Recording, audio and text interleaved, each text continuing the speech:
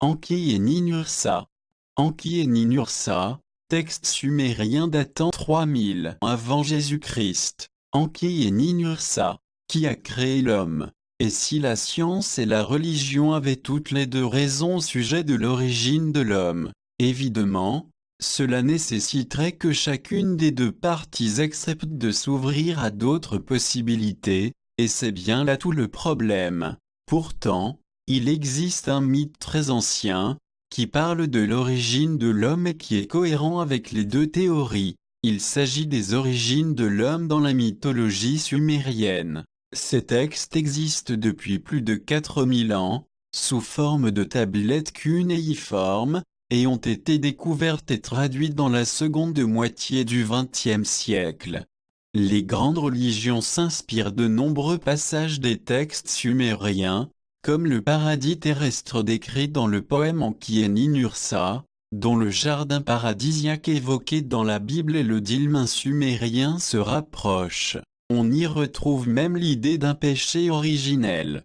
Dilmun, en sumérien Kur-Dilmana, Tilma en akkadien, en grec ancien, est un pays mentionné durant toute l'histoire de la Mésopotamie ancienne, depuis le 3e millénaire avant Jésus-Christ jusqu'au milieu du 1er millénaire avant Jésus-Christ. Il est situé d'après les textes dans le golfe arabo-persique, sur une route commerciale d'importance entre Mésopotamie et Indus, en bord de mer, à proximité de sources artésiennes. On s'accorde pour le localiser plus précisément dans l'île de Bahreïn, et aussi l'île de Felaka, située au Koweït, voire les territoires côtiers du nord-est de la péninsule arabique, comme l'îlot de Taru. L'appellation pourrait correspondre à une fédération, réelle ou fictive, selon les époques, de petits ports de transit des époques anciennes.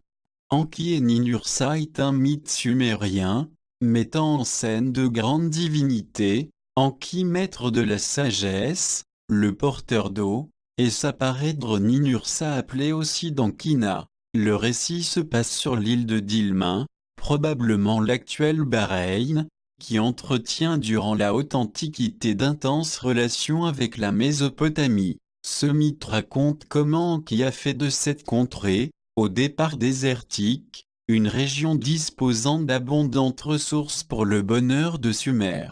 Le dieu y construit d'abord un puits à l'aide de son puissant sexe, vraisemblablement un puits aérien, pour faire apparaître l'eau douce là où il n'y en a pas, nécessaire à la vie, et donc au développement des plantes. Enki, pris d'une inspiration subite, creuse avec son pénis dans les talus, en direction de Nintur, plonge son pénis dans la Cannaie, fait jaillir avec son pénis un immense et tendre manteau de verdure. Après cela, il couche avec son épouse Ninursa, qui en 9 jours, met au monde Ninsar, la maîtresse des légumes. Puis Enki couche ensuite avec Ninisi, ou Ninsar. N'embrasserai-je pas cette jeune et belle enfant? N'embrasserai-je pas cette belle Ninisi? Son homme de confiance Isimu, le serpent du désir vital, lui répondit, embrasse donc cette jeune et belle enfant, embrasse cette belle Ninisi.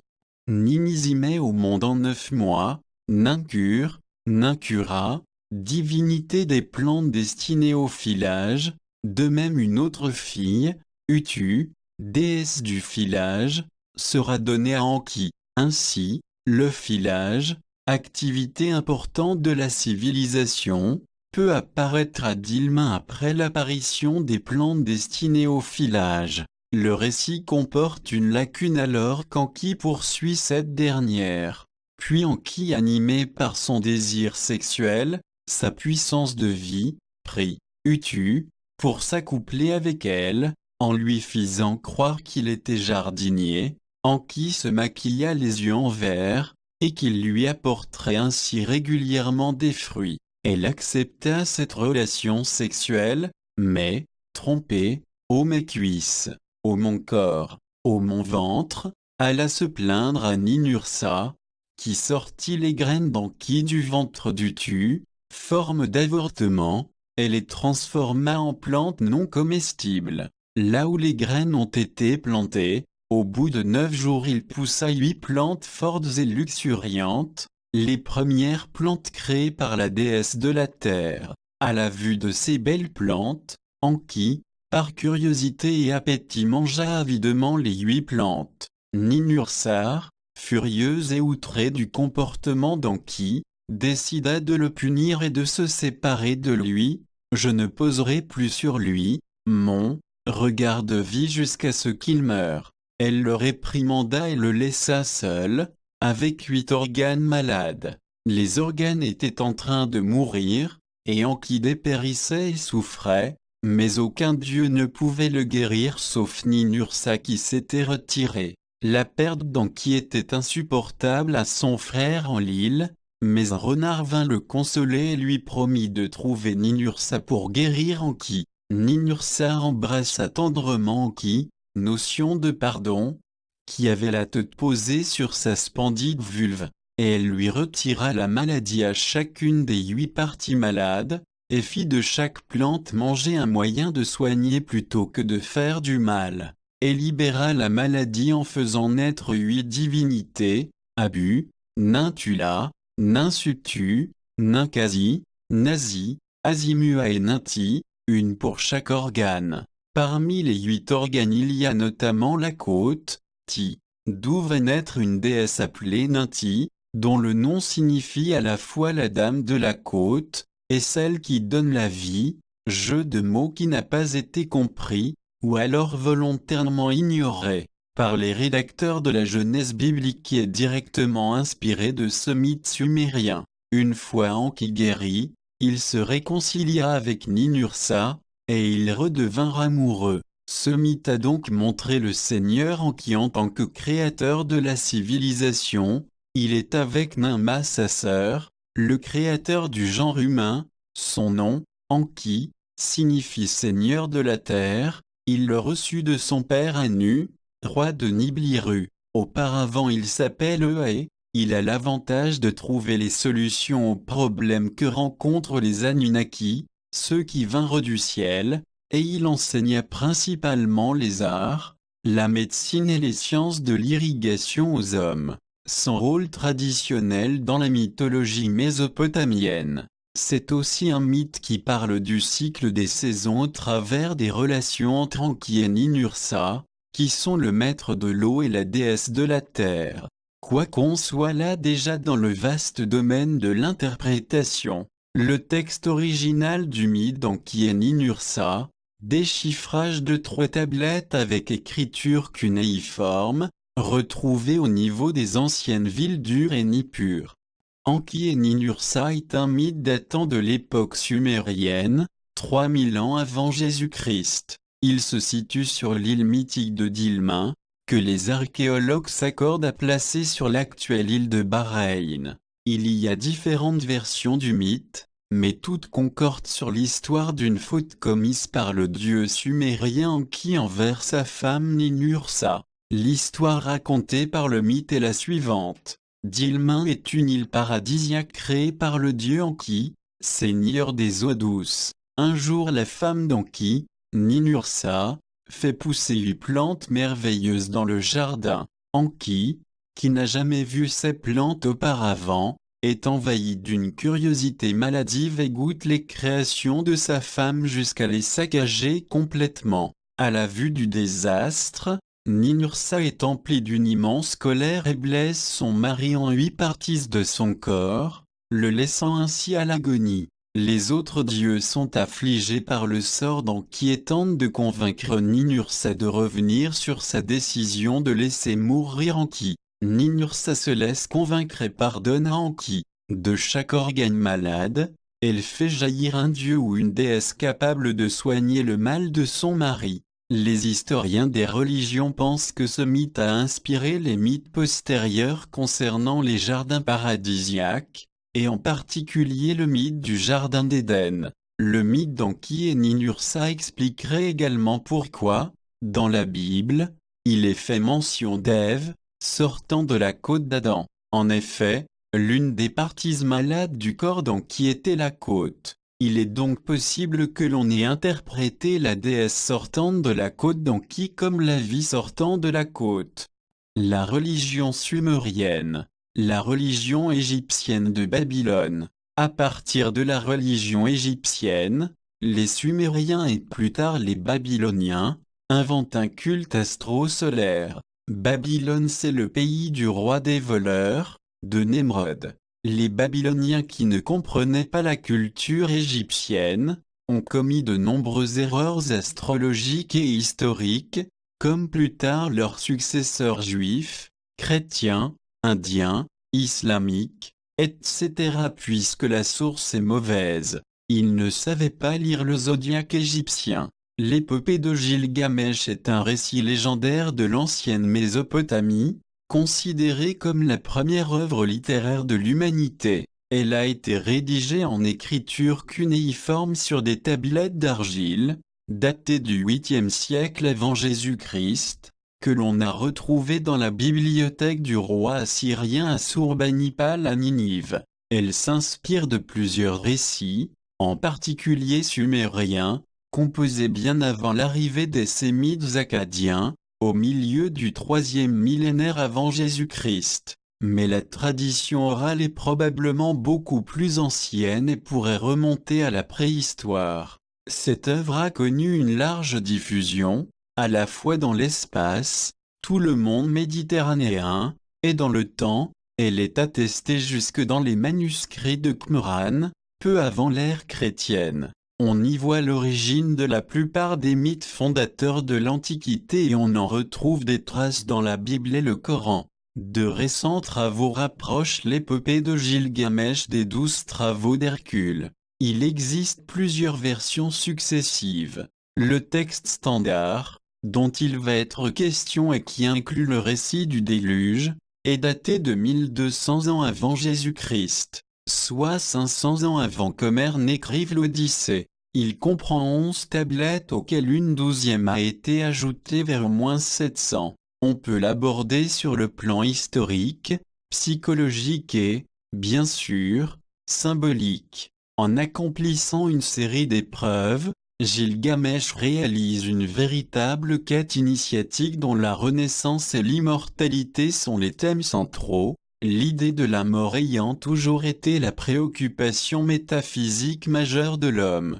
À la différence de l'animal, avec ses 12 tablettes, ou plutôt série de tablettes, la geste de Gilgamesh est comparable à la progression du soleil dans les différents signes du zodiaque, qui, après avoir atteint son zénith, décroît au profit de l'obscurité avant de renaître dans un cycle perpétuellement renouvelé, comme on le constate régulièrement. Les Sémites qui reçurent la culture sumérienne non-sémite opérèrent une assimilation et un syncrétisme au cours desquels des noms subirent des transformations ainsi que des attributions de pouvoir totalement imaginaires. C'est ainsi que Samuel Noah Kramer mit en évidence dans son livre que 7 poèmes sumériens parlant de Gilgamesh servirent de trame à l'épopée de Gilgamesh écrite 1000 ans plus tard par les Babyloniens, racontant des histoires différentes des textes primitifs ayant servi de squelette et de scénario.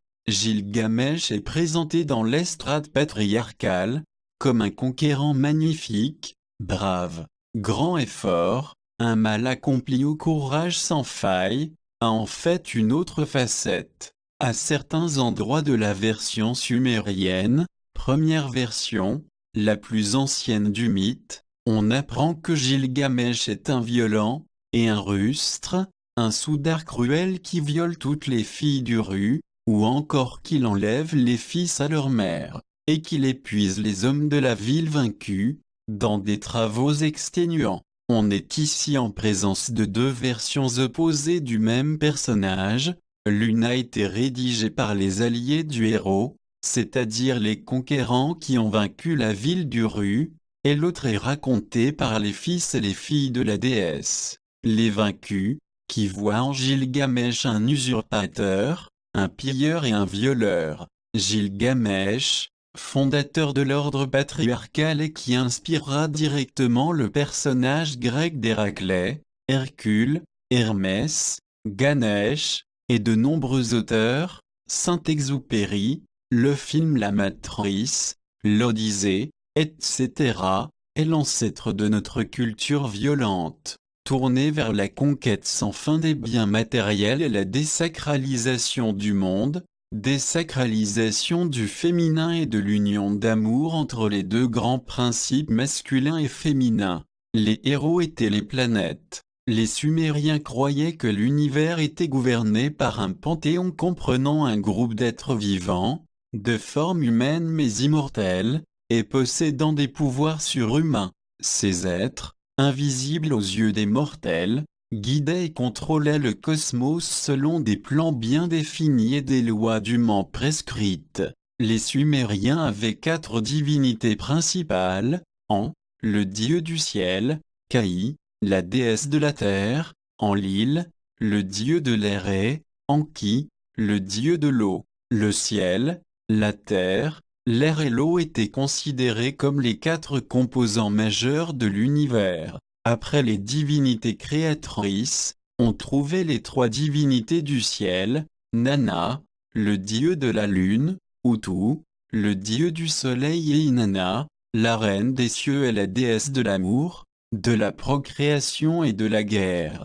Certaines divinités parrainaient une ou plusieurs cités sumériennes. Des temples étaient alors érigés au nom du dieu qui était honoré en tant que maître et protecteur divin de la cité. Les rites du temple étaient dirigés par un grand nombre de prêtres, prêtresses, chanteurs, musiciens, prostituées sacrées et eunuques. Des sacrifices étaient offerts tous les jours. Les Sumériens croyaient que les êtres humains étaient faits d'argile et avaient été créés pour fournir aux dieux la nourriture, la boisson et un toit, de façon que les dieux puissent consacrer leur temps à leurs activités divines. La vie était considérée comme le bien le plus précieux de l'humanité, malgré les incertitudes et l'insécurité, car ils pensaient qu'après leur mort, les esprits des hommes descendaient vers les enfers, où la vie est plus pénible que sur la terre. Enlil et Enki semblent marcher sur l'eau. Enlil est connu pour avoir provoqué le déluge et avoir facilité l'invasion et la destruction de la civilisation de Sumer. On retrouve cette histoire dans les mythes égyptiens avec Horus et son demi-frère Anubi, avec le dieu Thoth, et Seth, mais aussi chez les Amérindiens dans la légende du serpent à plumes. Du point de vue biblique, Enki a créé Adam et Ève avec l'aide de sa demi-sœur, Ninki, Ninkursa, et Enlil a créé Eden le serpent dans le jardin, qui a exhorté les Adam et Ève de manger du fruit de l'arbre de la connaissance du bien et du mal. Enlil les chassa de Eden, tandis que Enki était là pour les aider. En d'autres termes, Enki est le dieu de la sagesse, une figure du dieu singe, Thoth. L'Égyptien et son côté sombre est Enlil, Seth. Dans l'hébreu du texte original, ce dieu était, le dieu principal du panthéon cananéen. Le dieu du temps, serait, Enlil et Yahvé seraient Enki, ou, Ea, chez les Sumériens. Par transformation linguistique successive, Enlil, sumérien primitif, se transforma en Élil, acadien, puis devint On peut aussi identifier un avatar de Horus en Saturne chez les Égyptiens. Enlil était le dieu du vent chez les Sumériens. Chez les Akkadiens, il était aussi le dieu de l'air et du ciel. Ces 2 figures sont des avatars des dieux Thoth, Enki, et Seth, Enlil, nos 2 pères. Les récits bibliques des 11 premiers chapitres de la Genèse sont inspirés des mythes et légendes sumériennes. Les Sumériens laissent quantité de pièces d'argile gravées en écriture cunéiforme. La Bible a emprunté de nombreux passages aux Sumériens comme le paradis terrestre décrit dans le poème Enki et Ninursa, où l'Éden hébraïque et le Dilmun sumérien ne font qu'un, même fleuve, même endroit, même souffrance, même péché originel. Ce poème explique d'ailleurs le mystère de la côte d'Adam. C'est là où est le mal d'Enki, La côte vient du jeu de mots sumérien, ti, côte, ou, faire vivre. Ce sont les Sumériens qui ont écrit le mythe du déluge avec Ziusudra, le Noé sumérien, repris par les Babyloniens. L'histoire commence à Sumer. Il apparaît clairement que le monothéisme juif s'est constitué progressivement en 3 étapes clés, les monothéismes d'Abraham, la monolatrie de Moïse et le monothéisme des prophètes de l'exil à Babylone. Il est possible de reconstituer les étapes qui marquèrent l'histoire de la présence de Dieu chez les hommes. Un des épisodes les plus célèbres de la mythologie sumérienne, celui de Gilgamesh en quête de l'immortalité. Cette légende nous est parvenue à travers des copies datant de 2000 avant Jésus-Christ. Elle relate les exploits des héros et des dieux sumériens. Le plus célèbre de ces personnages est Gilgamesh, roi des Urus peu après 3000 avant Jésus-Christ. Il est l'un des tout premiers rois après le déluge. Le Noé biblique est largement inspiré de cette histoire. On devine une source de la mythologie grecque, les exploits d'Héraclès, et de la Bible. Le déluge y est compté. Alors Mèche deviendra Hermès, puis chez les Romains Mercure. En Inde il deviendra le dieu Ganesh, le dieu des voleurs. Ils sont tous de différentes cultures dans le monde, pourtant la source est identique. Ils sont tous des dieux de la médecine. Ziusudra, dans la version sumérienne Utnapishtim, est le 10e et dernier roi de la liste antédiluvienne et n'aura pas de corps céleste. Shamash, Utu, le dieu soleil provient du néolithique dont Mesquiacer se dit descendant comme les pharaons. Dumuzi est écrit dans la liste royale le pêcheur alors que dans l'épopée on parle d'un berger. Une erreur de scribe est possible. Dans l'épopée Dumuzi, est appelé Enkidu. Il reste l'hiero du Listart, en sumérien Inanna, qui ne peut pas figurer dans une liste de régnants du ciel, les planètes et les étoiles. Gilgamesh, 5e roi de la première dynastie de Uru, plus ou moins 2500, unifia Uru et Kulaba par d'énormes travaux hydrauliques et la construction de remparts. Ces travaux cristallisèrent son nom. Des Sumères, on célèbre sa lutte contre Aga, Kish, contre un Baba, contre le taureau céleste et ses relations avec le monde infernal. Ce n'est qu'à partir de la première dynastie de Babylone, plus ou moins 1900, que l'ensemble littéraire homonyme fut constitué, en 3600 vers. Le texte le plus achevé date de plus ou moins 668 et fut retrouvé à Ninive. Le temps de l'épopée est hybride, la civilisation d'Uruk jouxte celle de la cueillette, symbolisée par Enkidu. Gilgamesh est aux 2/3 divin et ne connaît pas d'adversaire. Il s'accapara les hommes pour le labeur et les femmes pour le plaisir. Afin d'affaiblir Gilgamesh, plainte des gens d'Uru, les dieux créent Enkidu, sauvage. Le premier épisode narre la transformation de Enkidu en citadin. L'enfant passe à l'âge adulte. Une courtisane, mandatée par Gilgamesh, l'initie à la sexualité. Devenu civilisé, Enkidu devient un compagnon inséparable de Gilgamesh. Ils veulent tous les deux devenir des surhommes. Les deux héros tuent un baba, et, grisé, Gilgamesh s'attaque à Ishtar, sa parèdre. Il se refuse à elle. Afin de laver cet affront, il est envoyé un taureau céleste contre Gilgamesh mais celui-ci le vainc. En plein triomphe, Enkidu meurt en maudissant la civilisation. Gilgamesh part à la recherche de la vie sans fin. Il se met à la recherche de Utnapishtim, rescapé du déluge, qui lui raconte qu'il a obtenu la vie éternelle devant l'île. Il lui soumet des épreuves puis lui révèle la plante de vie. Gilgamesh s'en empare et souhaite la partager avec le peuple d'Uru. Cependant il perd cette plante. Lors d'une halte, le serpent s'en empare. L'épopée exalte la grandeur de l'homme capable de vaincre les monstres, et parfois les dieux. Le héros prie pourtant certaines divinités. Ici, la faute religieuse a privé Gilgamesh de la plante. Les dieux sont les maîtres des hommes quelle que soit sa grandeur et son prestige. Dans ce récit les différences entre le Noé biblique, qui n'est qu'un homme au service de Dieu, et le Noé sumérien, Ziusudran sumérien, Utnapishtim, en akkadien et Atrahasis, en Babylonie, qui est ici déifié, il possède l'immortalité. Le récit apparaît ainsi bien plus fantastique et énigmatique que dans la Bible qui l'adapte au monothéisme. Exemple typique d'une réinterprétation biblique d'un récit sumérien, celui du déluge et de l'après-déluge. Les récits gravés dans les tablettes se recoupent avec les textes bibliques tels que Shinar, mentionné lors de l'épisode de la Tour de Babel. Enki a trouvé la solution au problème de main-d'œuvre pour extraire les ressources de la terre, une créature capable d'effectuer le même travail que les colonisateurs fut donc créée. En argile le Dieu et l'homme seront liés, en une unité rassemblée. Ainsi jusqu'à la fin des temps la chair et l'âme qui dans un Dieu ont mûri. On retrouve un terme similaire dans la Genèse biblique.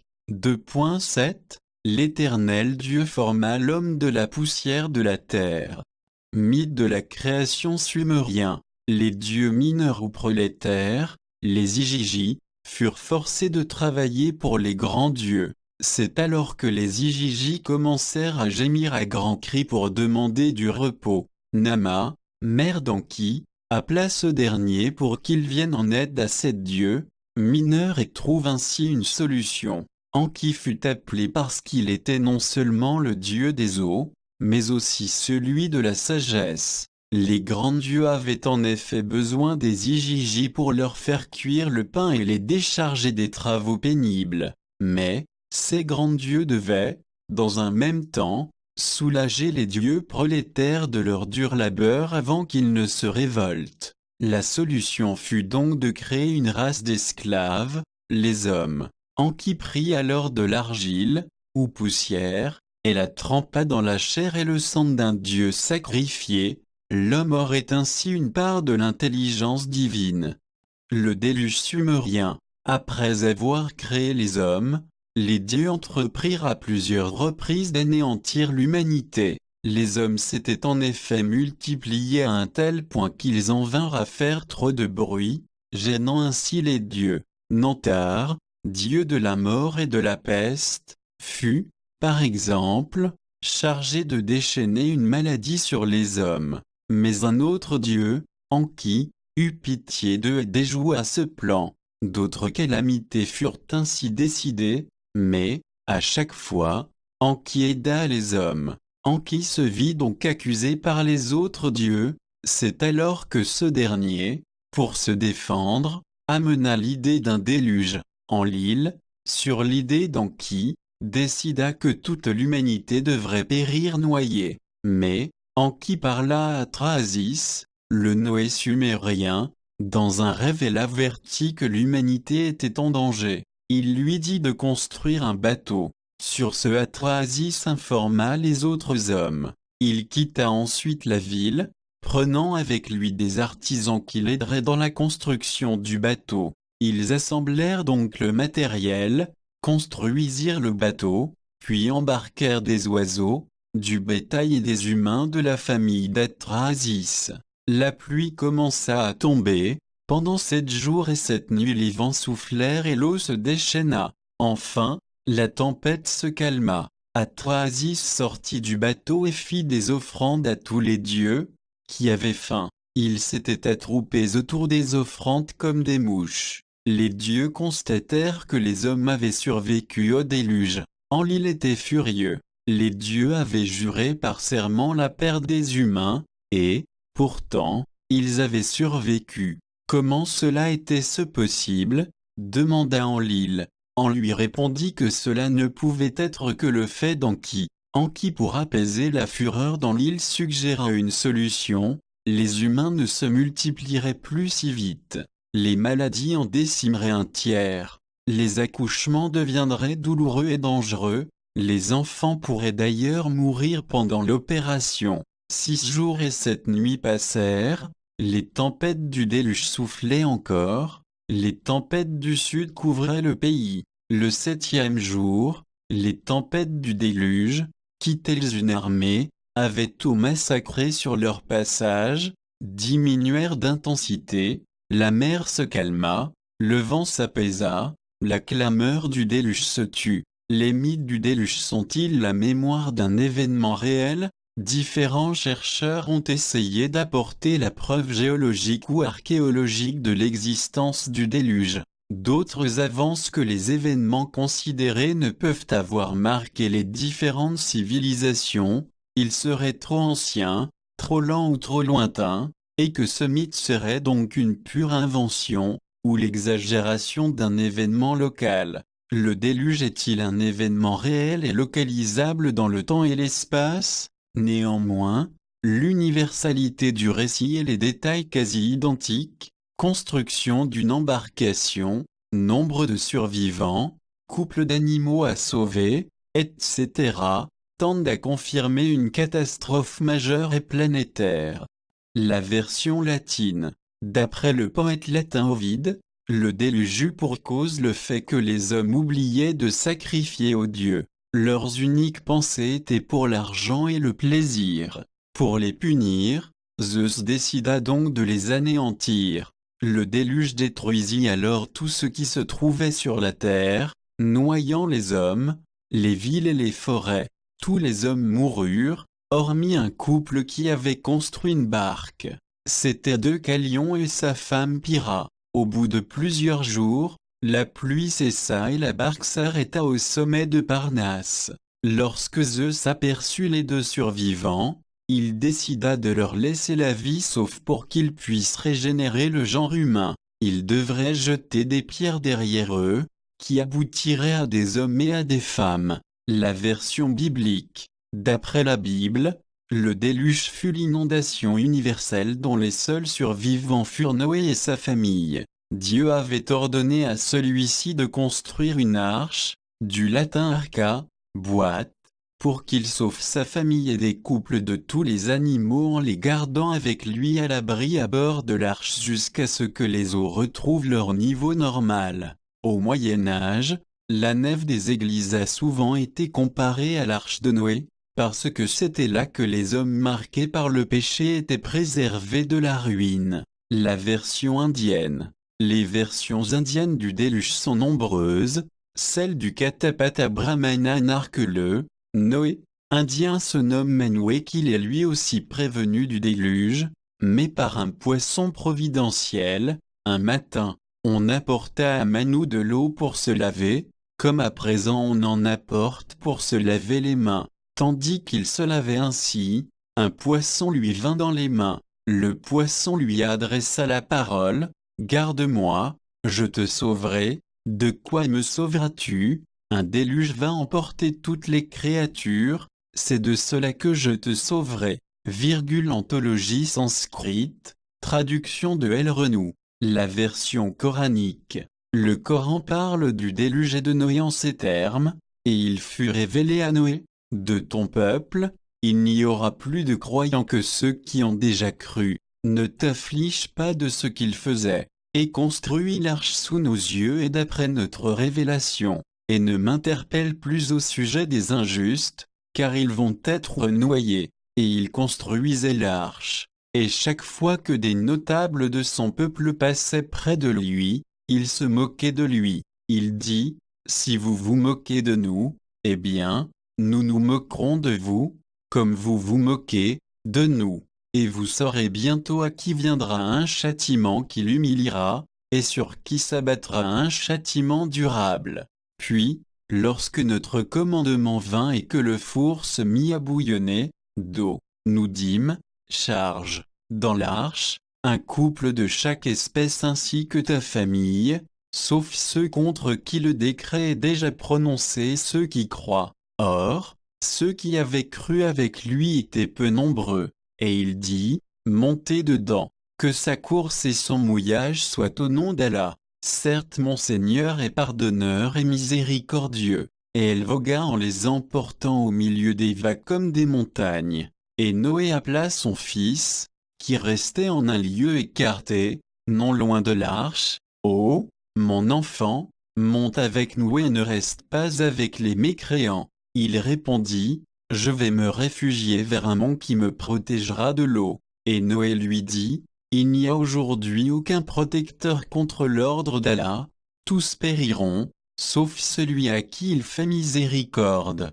Et les vagues s'interposèrent entre les deux, et le Fils fut alors du nombre des noyés. Et il fut dit, ô terre, absorbe ton eau, et toi, ciel, cesse de pleuvoir. L'eau baissa, l'ordre fut exécuté et l'arche s'installa sur le Jodi, et il fut dit, que disparaissent les gens pervers. Coran, 11:36-44. Adam, Ève et l'Éden. L'Éden, dans la tradition hébraïque est ce mythique jardin où le Seigneur plaça Adam et Ève. D'ailleurs, Hébreuide n'a conservé le sens de volupté, de plaisir et de félicité. La linguistique nous apprend que, non seulement, la notion d'Éden, mais le terme lui-même, sont d'origine sumérien dans le terme Édinu, la plaine, la campagne. C'est aussi à Sumer que nous trouvons la plus ancienne notion de Gan, désignant un champ, une terre cultivée en sumérien. De ce Gan sumérien est issu plus tard le Ganatu akkadien, le parc, et plus tardivement encore le Gan hébreu qui désignera le parc ou jardin d'Eden. Le Gan Eden hébreu est donc le parc ou le jardin dans la plaine ou la campagne.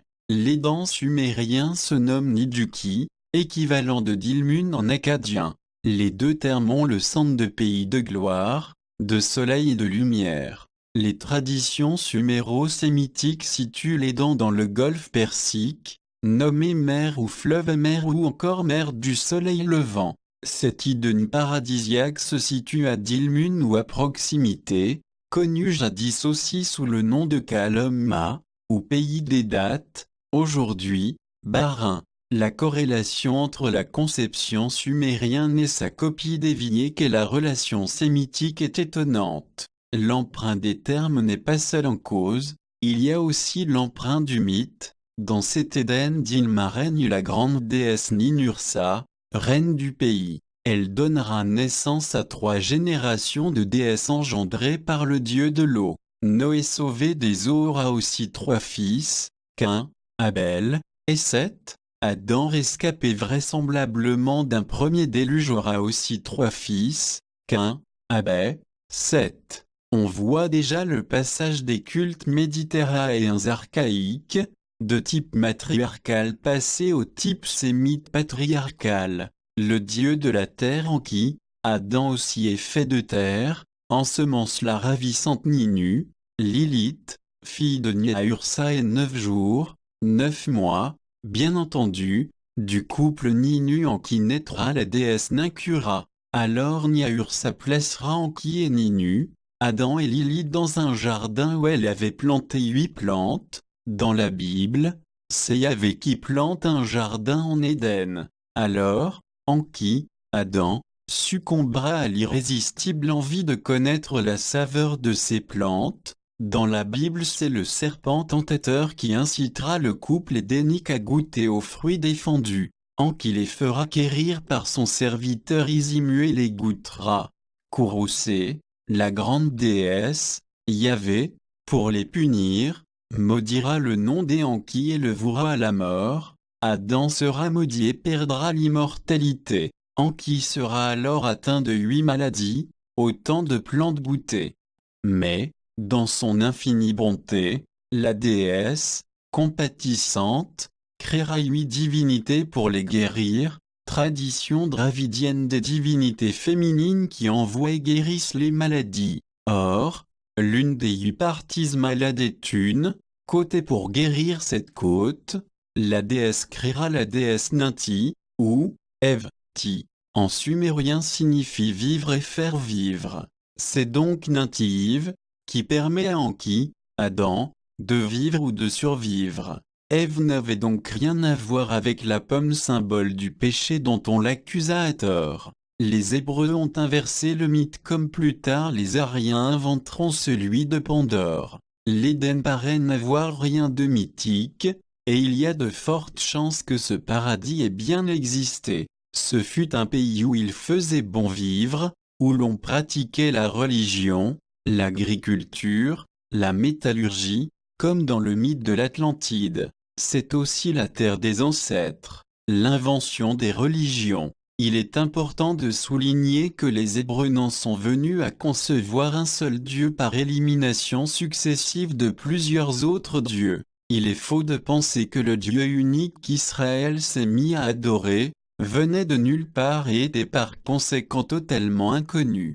Moïse et d'autres prophètes rappelaient sans cesse au peuple de Palestine que ce Dieu était le Dieu de leur père. Il y a donc eu un passage du polythéisme au monothéisme par étapes successives, au fur et à mesure que le peuple hébreu, Abraham en tête, prenait conscience qu'un Dieu qu'il connaissait déjà était en fait le seul à exister. Le Dieu est là, depuis toujours. L'énothéisme. Abraham était babylonien, de race sémitique et natif de Ur, à Sumer.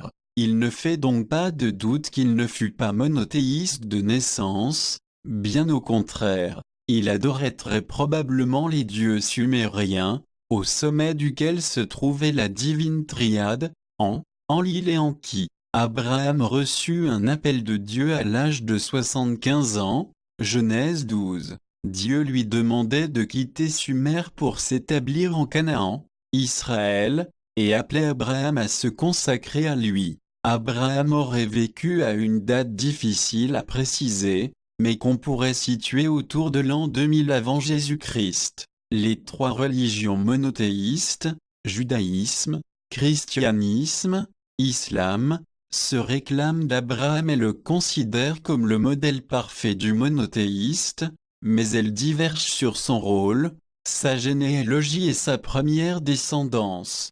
Sa naissance en un pays où régnait l'astrolâtrie, présente quelques analogies avec celle de Moïse et le fait, en lui-même, est assez troublant. Lui aussi est né en une ville, Ur, Sumer, à un moment où, à la suite d'un rêve annonciateur de malheur, le roi local Nemrod, constructeur de la légendaire tour de Babel, avait ordonné de mettre à mort tous les nouveau-nés, comme le pharaon plus tard, à la suite d'un songe annonciateur de la naissance de Moïse. Il ne tarda pas à être choqué par les croyances des idolâtres, à commencer par celle de son père. Aussi prit-il la résolution de les combattre et de faire prévaloir le culte du seul vrai Dieu. On organisait, en Babylonie d'alors, un pèlerinage annuel sous l'égide du souverain. Il se déroulait dans le désert et donnait lieu à de grandes démonstrations de piété et d'allégresse.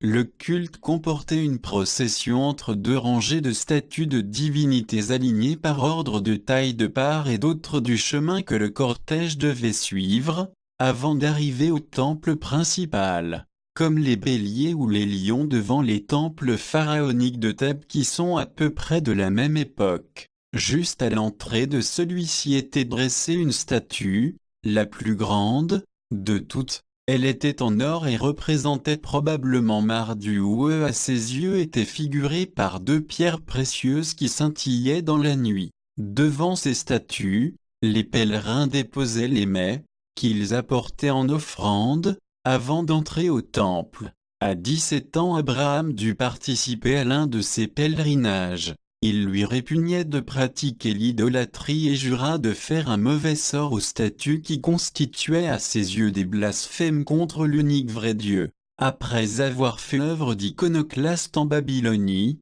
il quitta Ur, sur ordre de Dieu, pour se rendre en Syrie puis en Palestine, en passant par Uran, Sichem, Béphel, Negeb, construisant partout des autels, avant d'aller, à la suite d'une grande famine, en Égypte, où il demeura quelque temps avant de se rendre en Palestine, puis de se fixer dans le pays de Canaan. À la même époque se situe la destruction de Sodome et Gomorrhe. Pour prouver sa soumission, Abraham se vit dans l'obligation de sacrifier l'un de ses fils, Isaac selon la Genèse, Ismaël selon le Coran. Ayant donné toute la mesure de sa soumission à Dieu, il fut miraculeusement arrêté dans son geste. L'immolation n'eut pas lieu. Dans l'hébreu du texte original, ce Dieu était El, le Dieu principal du panthéon cananéen, le Dieu du temps. Elle est la forme cananéenne évoluée du Dieu sumérien en l'île. Par transformation linguistique successive en l'île, sumérien primitif, se transforma en Élil, acadien, puis devint El, en cananéen. Enlil était le dieu du vent chez les Sumériens, chez les Acadiens, il était aussi le dieu de l'air et du ciel, chez les Cananéens il était le dieu du temps. C'est donc sous le nom de El, que Dieu adressa cet appel à Abraham.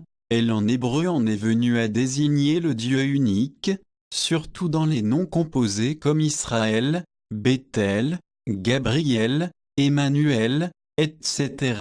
Abraham prit conscience que parmi tous les dieux qu'il adorait, El occupait une place à part. Cette prise de conscience était évidemment due à l'appel de Dieu, le Dieu du ciel, le Dieu unique oublié. Dans la Genèse, il n'est dit nulle part qu'Abraham ou les patriarches avaient nié l'existence d'autres dieux. Il leur était simplement demandé de ne s'attacher qu'à une divinité particulière, c'est ce qu'on appelle l'énothéisme. Il est en effet très surprenant de constater que dans la Genèse, les patriarches ne prennent jamais position face aux autres dieux, ils se contentent de s'attacher à El.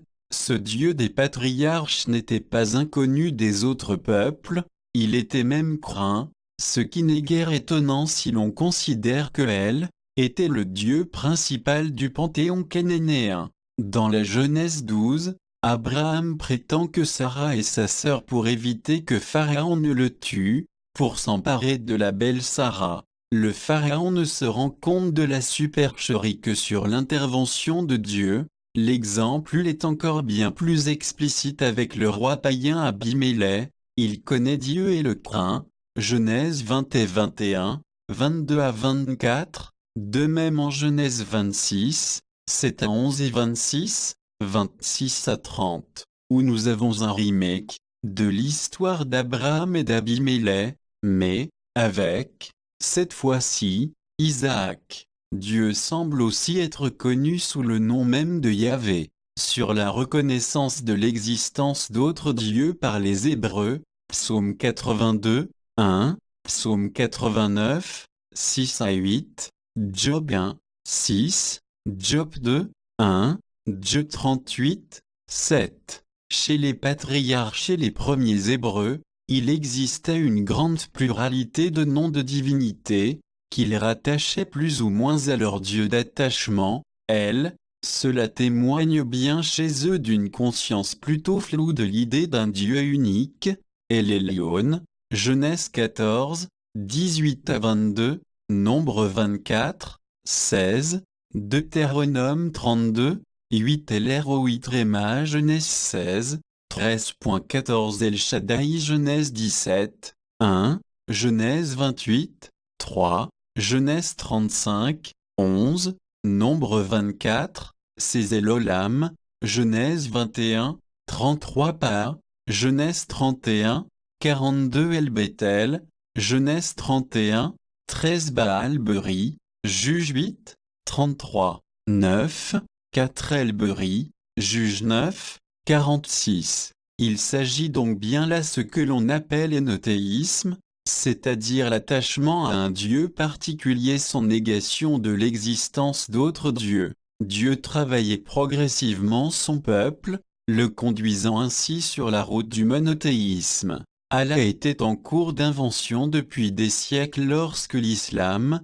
judaïsme ismaélite, apparut au 5e siècle. C'était déjà le nom du Dieu unique des Arabes chrétiens. Allah vient de la divinité sumérienne Lilitu, évoluant en Lilith, puis en Alila, mais aussi de El, Dieu, en acadien élu. Le nom Allah a été masculinisé à partir d'Alila, déesse, devenue Alila, Dieu. Allah s'écrivait Alial, car la langue arabe n'avait pas alors la shadda, redoublement de la consonne, pour écrire Allah. De nombreuses formes préfigurèrent ce nom, Eloa, Allah, Elaon, Ela, Ilan, Alao, Ilan, Il, El. L'islam en investissant les personnages bibliques n'arabise pas seulement les noms, il met en lumière ou délaisse certains épisodes, en ajoute parfois d'autres. Certaines figures proviennent de l'Ancien Testament, Adam, Adam, Ève, Hawa, Noé, Nu, Moïse, Musa, Abraham, Ibrahim, Salomon, Suleiman, Joseph, Yusuf, d'autres du Nouveau Testament, Jésus, Isa, Marie, Mariam, Jean-Baptiste, Yahya ibn Zakaria, enfin deux sont spécifiques à l'islam, Salihu, seul mortel à avoir parlé directement à Dieu. Moïse est mentionné plus qu'un autre dans le Coran car il a délivré la loi écrite à son peuple et a fait grand nombre de miracles. Abraham, moins cité, occupe néanmoins la place centrale. Ni juif ni chrétien, il est qualifié de hanif, c'est-à-dire qu'il adhère au monothéisme originel. La monolatrie. L'étape suivante vers le monothéisme fut la monolatrie,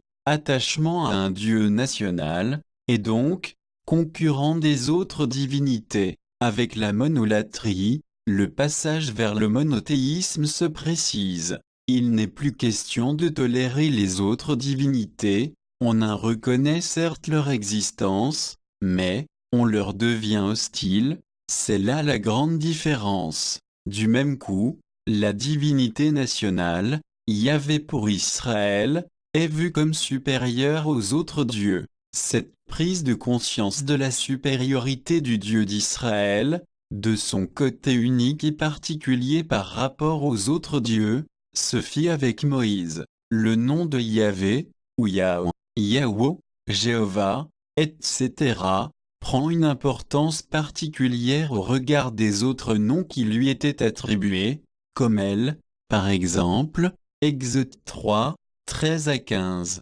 Yahvé n'est peut-être pas non plus étranger au panthéon sumérien, sous une forme plus primitive, avant les évolutions linguistiques habituelles, Yahvé était probablement connu des Sumériens sous le nom d'Enki ou Ea, qui se prononçait Ya, le fameux Dieu qui sauva les hommes du déluge, le Dieu des eaux, celui qui participa à la création du monde avec Enlil. Le Dieu unique était donc connu des temps les plus anciens, mais il a été divisé et assimilé selon ses fonctions de créateur et de sauveur en deux divinités, Enlil et Enki. En somme, les hommes avaient déformé l'image de leur Dieu en plusieurs dieux. Avec Abraham et maintenant Moïse, le processus de rétablissement et de reclarification s'opère. Par Moïse, la purification des scories du polythéisme s'intensifie, il demande à son peuple non seulement de s'attacher à Yahvé, mais aussi de rejeter les autres dieux. Ce phénomène de monolatrie n'était d'ailleurs pas l'apanage d'Israël, ainsi qu'Amosh était le dieu national des Moabites, Marduk, celui des Babyloniens, etc. Les Sumériens associaient déjà une divinité particulière à certaines villes. La grande différence toutefois résidait dans le fait que pour Israël Yahvé ne pouvait pas se réduire à un sacré impersonnel, étant unique et agissant. C'est à partir de cette constatation que les Israélites finirent par reconnaître leur Dieu comme le Dieu unique du monde et de l'univers, le monothéisme. Le monothéisme est la croyance en un seul Dieu créateur de l'univers avec en parallèle le rejet absolu de l'existence de toute autre divinité. Ainsi dès la Genèse, nous avons le récit d'un Dieu créateur. De même, dans le Deutéronome, certains passages semblent déjà indiquer une prise de conscience de l'unicité de Dieu, Deutéronome 6, 4, ou encore 2 Rois 5, 15.17. Mais, Ces références ne sont que des amorces, elles témoignent d'une certaine hésitation entre la monolatrie et le monothéisme. Il faudra attendre l'exil à Babylone, -587-538 avant Jésus-Christ, pour que la maturation soit complète.